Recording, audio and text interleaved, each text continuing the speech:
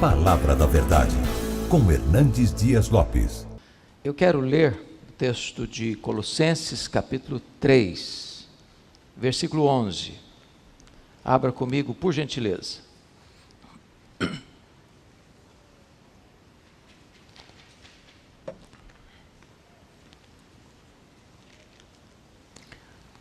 Nós leremos apenas um versículo. Na verdade, leremos apenas parte desse versículo. A parte final desse versículo. E é uma frase que eu gostaria que todos nós pudéssemos repetir. Colossenses 3,11 diz: Cristo é tudo em todos. Você pode repetir comigo? Cristo é tudo em todos. É sabido de todos vocês que a carta de Paulo aos Colossenses é o maior tratado cristológico do Novo Testamento. Esta cidade chamada Colossos, que ficava às margens do rio Lico, na região metropolitana de Hierápolis e Laodiceia, foi o centro da explosão de uma doutrina perigosa que atacou aquela igreja, que negava as verdades essenciais da fé cristã, como a doutrina da criação, da encarnação e da ressurreição. E Paulo escreve esta carta da sua prisão em Roma para fazer a mais importante defesa desta verdade bendita da pessoa de Cristo. E aqui nesse versículo, ele não poderia ser mais abrangente. Cristo é tudo. E ele não poderia ser mais sucinto. Cristo é tudo em todos. Então, tomando esta frase, escrita pelo apóstolo Paulo, eu gostaria de considerar com os meus amados nesta noite, sobre esta magna verdade. Cristo é tudo em todos. E vamos examinar isso sob algumas perspectivas. Primeiro, Cristo é tudo em todos nos conselhos eternos de Deus. Segundo, Cristo é tudo em todos no Antigo Testamento. Cristo é tudo em todos no Novo Testamento. Cristo é tudo em todos na história da humanidade. Cristo é tudo em todos na igreja. Cristo é tudo em todos na salvação. Cristo é tudo em todos no céu. Então, vamos olhar que Cristo é tudo em todos nos conselhos eternos de Deus. Pensem comigo. Houve um tempo em que o universo, vastíssimo, insondável, com mais de 93 bilhões de anos-luz, não existia. Houve um tempo em que as estrelas do firmamento, em milhões e milhões de galáxias, tendo mais estrelas do que areias das praias e desertos do nosso planeta, não existiam. Houve um tempo em que os anjos não ruflavam suas asas, cumprindo as ordens do Criador. Houve um tempo em que a estrutura que você conhece, dos céus, da terra, dos oceanos, dos mares, das criaturas, não existiam. Houve um tempo em que o homem, criado à imagem e semelhança de Deus, não existia. E a pergunta é: onde estava Cristo? E a resposta bíblica é: ele estava com Deus. Ele era Deus. No princípio era o Verbo, e o Verbo estava com Deus. E o Verbo era Deus. Ele tinha glória juntamente com o Pai antes que houvesse mundo. E já nesse tempo, que chamamos de eternidade, ele já era o único Salvador, porque nós somos eleitos em Cristo antes da fundação do mundo.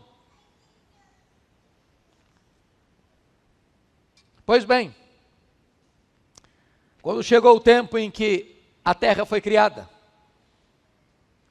quando chegou o tempo em que a estrutura que você conhece, o sol, a lua, as estrelas, o mar, a terra seca, e todos os habitantes foram chamados à existência, libertos do caos.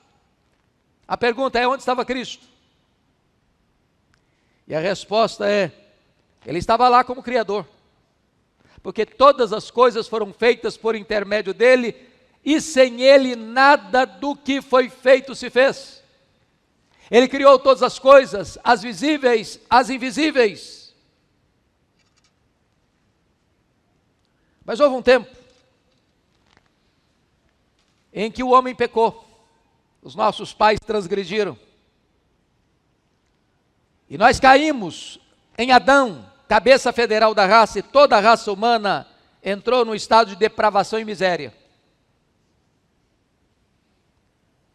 E a pergunta é: onde estava Cristo quando os nossos pais pecaram?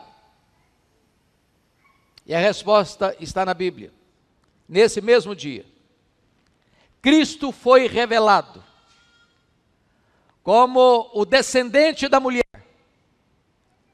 que esmagaria a cabeça da serpente, que seria o nosso Redentor. E desde esse dia, jamais apareceu outro, e jamais aparecerá no futuro, que possa trazer esperança de salvação para o homem. Não há salvação em nenhum outro nome dado entre os homens, pelo qual importa que sejamos salvos. A história prossegue. Reinos se levantaram, impérios se levantaram. Império egípcio, Império assírio, Império babilônico, Império persa, Império grego, Império romano. Os grandes legisladores, os grandes monarcas, os grandes pensadores, os grandes filósofos, os grandes cientistas, os grandes artistas. O que eles ofereceram? A Bíblia diz que o mundo não conheceu a Deus por sua própria sabedoria. E o que Deus fez? Quando as nações estavam mergulhadas nas trevas, Ele enviou o seu Filho, o seu único Filho. Na plenitude dos tempos, nascido de mulher, nascido sob a lei, o Verbo se fez carne. Ele habitou entre nós, Ele vestiu pele humana, Ele calçou as sandálias da humildade, Ele pisou o nosso chão, Ele bebeu a nossa água, Ele chorou a nossa lágrima, Ele sentiu a nossa dor, Ele tomou sobre si em seu corpo no madeiro os nossos pecados, Ele se fez pecado por nós, Ele se fez maldição por nós, Ele sofreu o golpe da lei que deveríamos sofrer, Ele bebeu o cálice amargo da ira de Deus que nós devíamos beber, e Ele morreu pelos nossos pecados segundo as Escrituras, Ele foi sepultado, Ele ressuscitou segundo as Escrituras, Ele retornou ao céu, Ele está à destra de Deus, Ele reina, Ele intercede pela igreja e Ele voltará gloriosamente. Mas aproximará o tempo, irmãos, em que o pecado será removido deste universo que Deus criou. Haverá novos céus e nova terra onde habita a justiça. A iniquidade que hoje floresce, que conspurca a vida humana, que avilta a santidade, promovida com tanto entusiasmo pelos homens ímpios, haverá um dia em que todo esse sistema ruirá, que Cristo virá em glória, em majestade. E Ele vai colocar todos os inimigos debaixo dos seus pés. E Ele vai reunir as nações para julgá-las. E Ele vai lançar no lago do fogo o anticristo, o falso profeta. A grande meretriz vai entrar em colapso, a grande Babilônia. E serão lançados no lago do fogo o diabo, a morte, e todos aqueles cujos nomes não estão escritos no livro da vida. E a pergunta é: onde estará Cristo? Ele estará lá, como supremo juiz. Ele estará lá como Rei dos reis, como Senhor dos senhores. Ele estará lá e todo joelho terá que se dobrar, e toda língua terá que confessar que Ele é Senhor, para a glória de Deus Pai. Nesse dia, diz a Bíblia, que os mortos ressurgirão, grandes e pequenos. Pessoas que foram sepultadas em cemitérios há milênios esquecidos. Aqueles que foram devorados por monstros marinhos. Aqueles que foram queimados nos incêndios mais terríveis da humanidade, como o incêndio de Roma, ou como as Torres Gêmeas do dia 11 de setembro de 2001. Todos, grandes e pequenos, ressurgirão. E todos, sem exceção, terão que comparecer perante o tribunal de Cristo, para dar conta da sua vida. E onde Ele estará? Ele será o reto juiz, que julgará com justiça.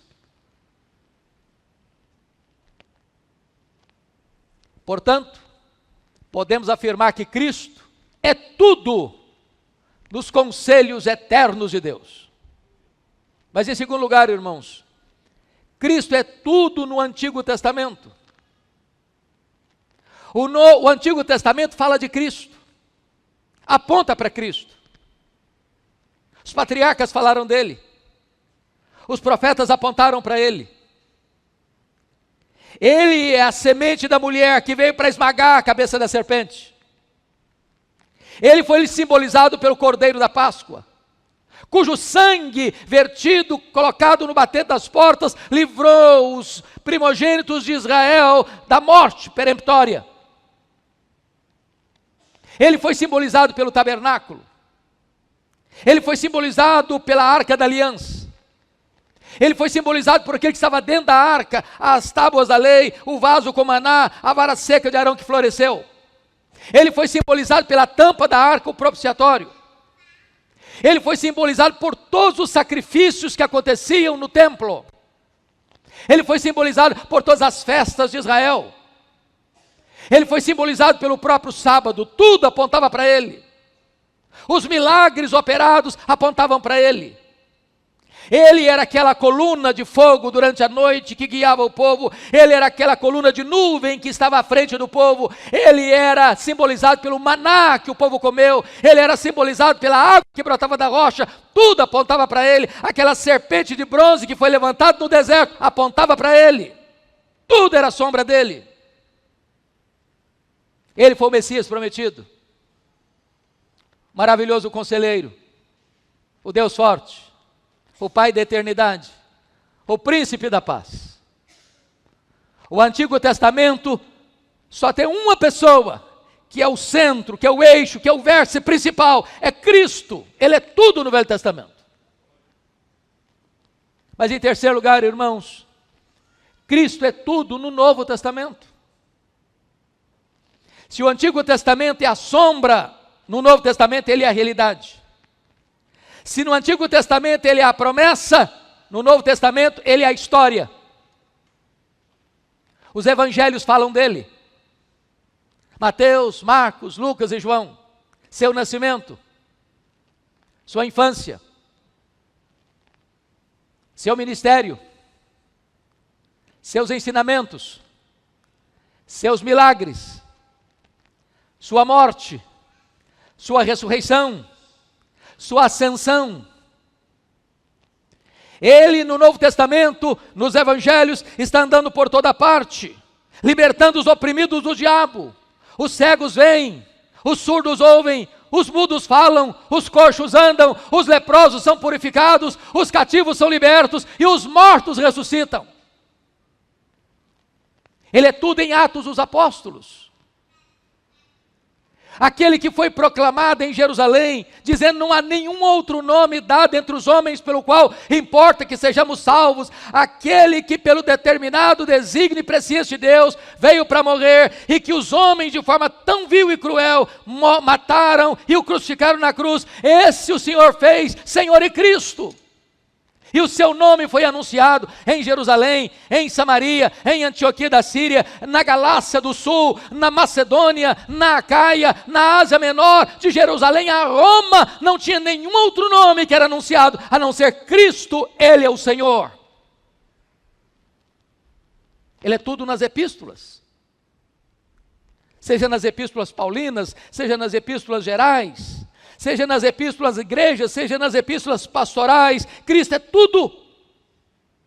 É a sua doutrina, é a sua morte, é a sua ressurreição, é a sua ascensão, é a sua exaltação, é o seu senhorio. Esta é a única mensagem que os apóstolos pregaram no primeiro século. Cristo, Cristo, Cristo, Cristo, Ele é essência. Ele é tudo, em todos. Mas, amados, Cristo é tudo em todos em Apocalipse.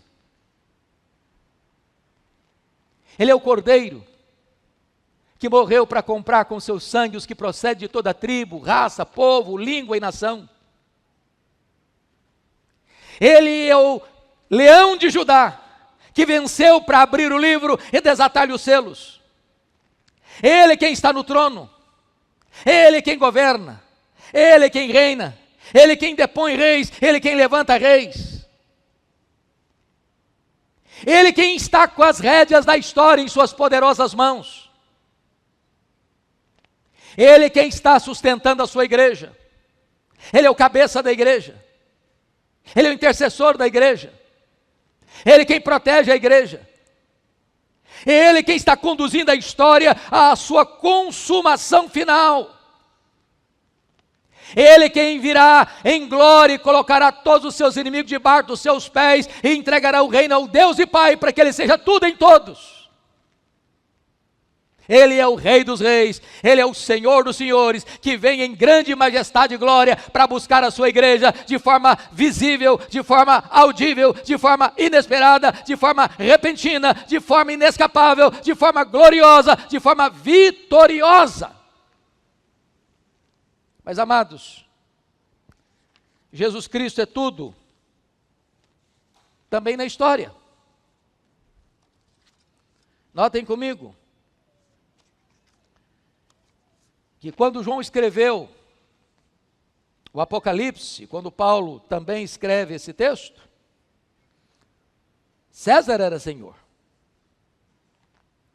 O mundo se curvava diante de César.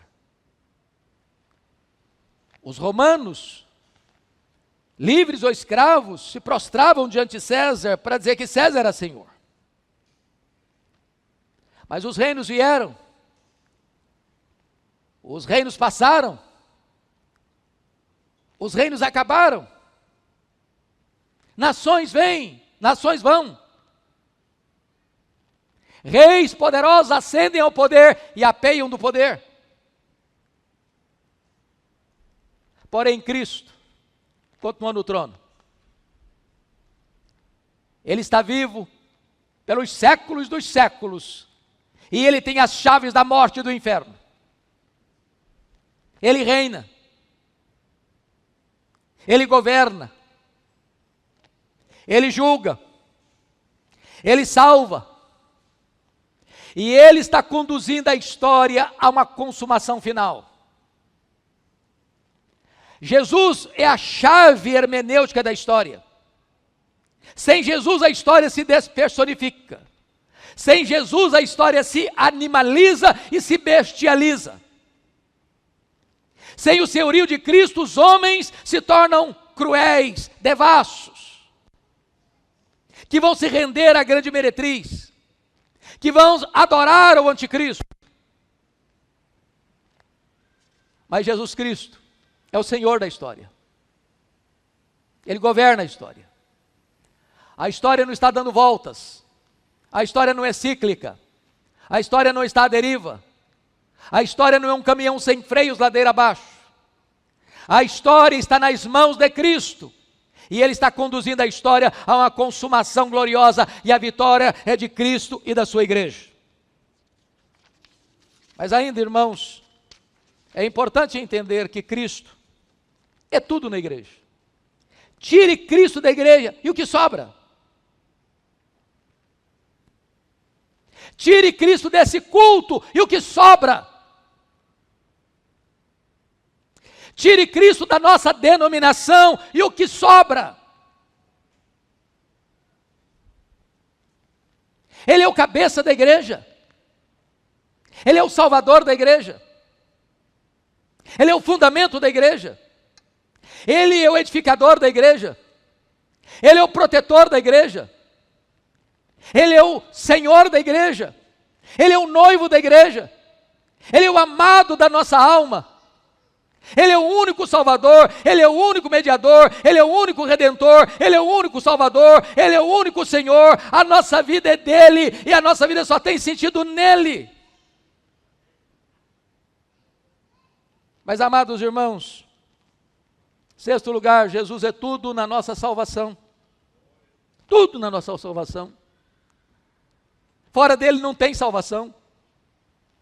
As religiões, por mais antigas, ou por mais adeptos que possam ter, ou por mais poder econômico que possam possuir, ou por mais duros que possam ser nas suas devidas nações, para impedir que outras verdades, ou a única verdade, chegue. Entendamos isso. Só Jesus Cristo salva. Nesse mundo plural, nesse mundo inclusivista, nós levantamos a nossa voz e afirmamos peremptoriamente: só há salvação em Cristo. Nem Buda, nem Maomé, nem Confúcio, nem Pedro, nem Paulo, nem Maria, nem o Papa, nem o pastor, nem o missionário, nem a igreja, nem a denominação, nem qualquer instituição religiosa pode salvar. Só há salvação no nome de Jesus. Ele é o pão, Ele é a luz, Ele é a porta, Ele é o pastor, Ele é a ressurreição e a vida, Ele é o caminho e a verdade e a vida, Ele é a videira verdadeira. Não há salvação em nenhum outro nome dado entre os homens, pelo qual importa que sejamos salvos. Ele é tudo na nossa salvação. Foi Ele quem morreu pelos nossos pecados. Foi Ele quem ressuscitou para a nossa justificação. É Ele quem está à destra de Deus e intercede por nós. É Ele quem vai voltar para buscar a sua noiva, a sua igreja. Mas, amados, eu quero concluir dizendo a vocês que Jesus Cristo é tudo no céu. O que é o céu sem Jesus? Ele é a lâmpada que vai iluminar no céu.